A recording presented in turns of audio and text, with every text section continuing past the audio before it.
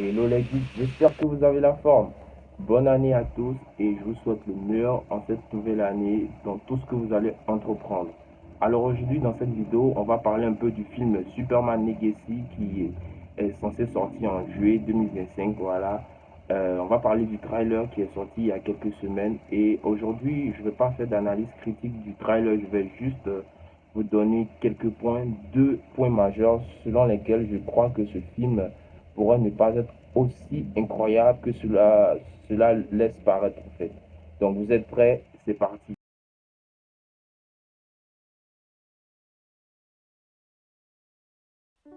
Ma première crainte réside déjà à la nouvelle réadaptation de l'origin story du héros.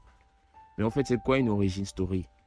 L'origin story est un récit emblématique qui décrit les événements et les circonstances qui conduisent à la transformation d'un individu ordinaire en héros extraordinaire.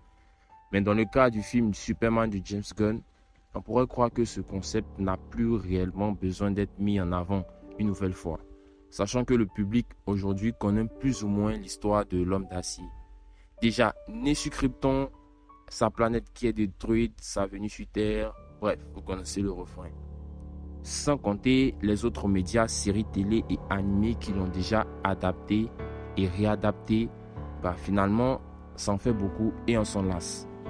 Cependant, James Gunn ne suit pas totalement le même schéma avec Zack Snyder dans son film Man of Steel qui est sorti depuis 2013, puisqu'il a dit que son univers, le DCU, voilà, a déjà des super-héros qui sont déjà en activité dans l'ombre et pour certains qui sont déjà connus de tous. C'est là que selon moi ça pose un petit problème. Certes, cela brise le schéma habituel et cela ramène des héros méconnus de l'univers DC Comics comme personnages secondaires dans une origin story. Ça peut créer, on va dire, l'effet de submergence. Et on peut le voir dans le trailer. Superman aura des alliés tels que Green Lantern, Mister Terrific, Orgul, Métamorpho et même son chien Crypto. Avec un film qui devrait exactement faire un maximum de 2 heures ou 2h30 je pense de temps, cela pourrait donner l'impression qu'on a là à une sorte de Justice League 2.0 avec comme point central Superman.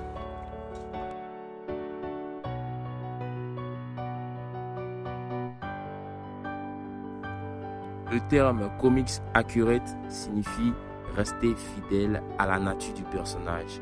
Et c'est bien ce que nous montre James Gunn dans le trailer de Superman, avec la forteresse de solitude, le costume façon comic book avec le petit slip à côté, bref, vous m'avez compris. Mais s'il y a bien une chose que je continue de défendre dans ce concept de comics accurate, c'est bien les personnages secondaires qui servent d'appui, comme c'est le cas chez Marvel avec le personnage de Peter Parker, Hank Ben ou Tante May. Ici, je m'appuie sur le point du personnage du père adoptif de Clark Kent, le personnage Jonathan Kent, avec l'acteur qui devra interpréter ce rôle, Prod Taylor Vince. Vraiment, selon moi, je crois qu'il n'affiche clairement pas le profil du Jonathan Kent, puisqu'on a vu d'autres acteurs jouer Jonathan Kent comme celui qui a joué dans le film Man of Steel. Bon, si vous avez le nom du personnage, vous pouvez me citer cela en commentaire. Je n'ai pas retenu son nom d'acteur, mais je crois vraiment que l'acteur Prod Taylor Vince n'affiche clairement pas le profil du Jonathan Kent dans le film Superman Legacy. Bon, à savoir aussi comment cela va être, comment ils vont le réadapter dans ce nouveau film Superman.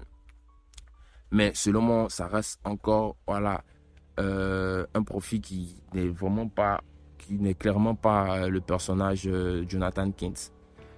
Donc, en conclusion, c'est un peu ce que je voulais dire aujourd'hui, ces deux points selon lesquels je crois que Superman Legacy, le Superman de James Gunn du DCU, voilà, ne pourrait probablement pas être aussi incroyable que l'on puisse croire. Certes, il est bien prometteur, hein.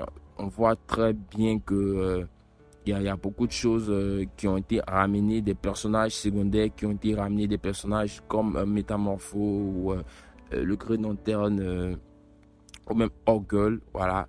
Mais cela reste subjectif dans mon cas où je crois que ce film serait, on va dire, un peu sur la balance et ça pourrait être un peu trop attendu avec une certaine hype, mais finalement ça serait juste un film super à regarder, juste un bon passage et c'est tout.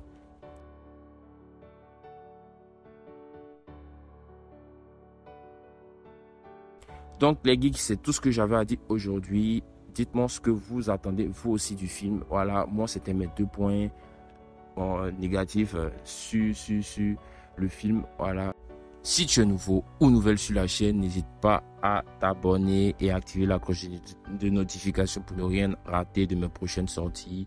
Voilà, en cette nouvelle année 2025, je vous enverrai quelques petites surprises, mais pour l'instant, voilà, n'hésitez pas à vous abonner.